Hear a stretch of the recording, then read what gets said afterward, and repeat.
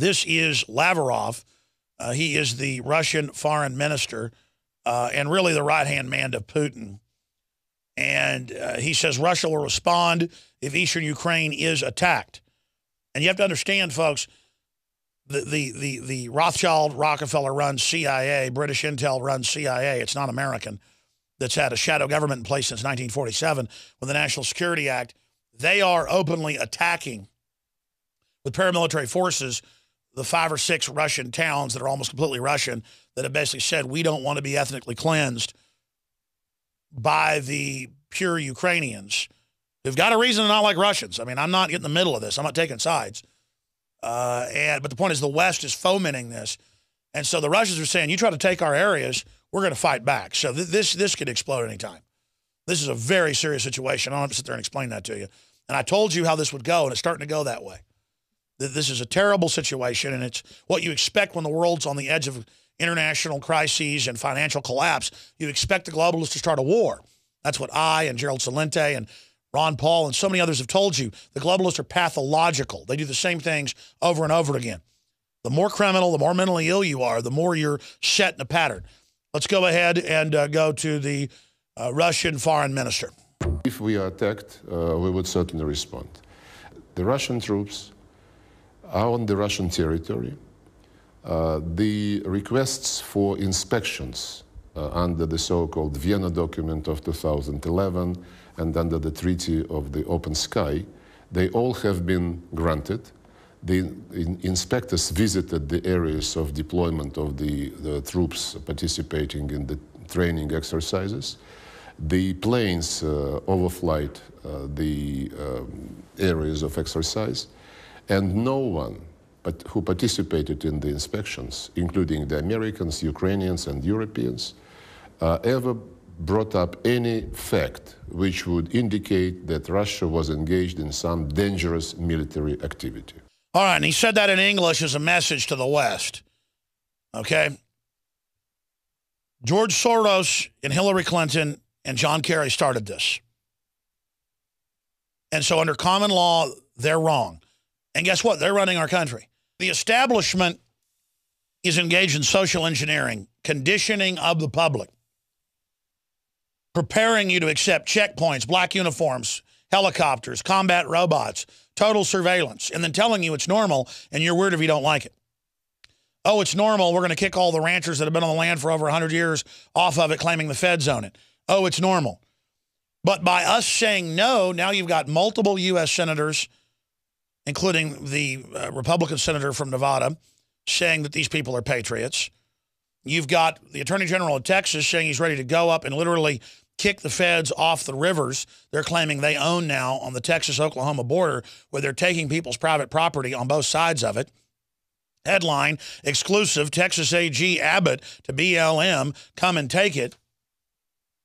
Republicans warn of BLM eyeing land grab along Texas-Oklahoma border. You've got 50-plus legislators meeting last weekend in Salt Lake saying, let's move to take the federal land and give it to the states and the people. It's happening. We have the moral authority, not a bunch of foreign banks that run the federal government and then through that want to steal all the land.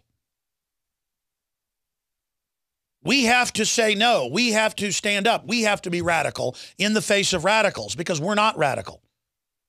Radicalism in defense of liberty is no vice. Extremism in defense of liberty is no vice. Barry Goldwater. We're not the radicals. But if they're radically attacking us, we have to radically stand up against them. That's the measured response. And call them out and stop letting them have the moral authority. They're building a criminal grid with Republican and Democratic leadership to suppress political speech, free speech zones, IRS shutting down pro-life groups and conservative groups. This is oppression. And if they get away with this, then it's NDAA. Now, here's part of the video up on Infowars.com that is from the company itself, but folks online have added closed captions to it to describe the pitfalls. Louisiana creates database of citizens who represent a, quote, risk to the state. Not that you've committed a crime or you say you're going to do something. No, they're going to say, we're watching everything you do and seeing if you're a risk to the state. See, now the government's about who's a risk to the state, not about who's a risk to our liberty.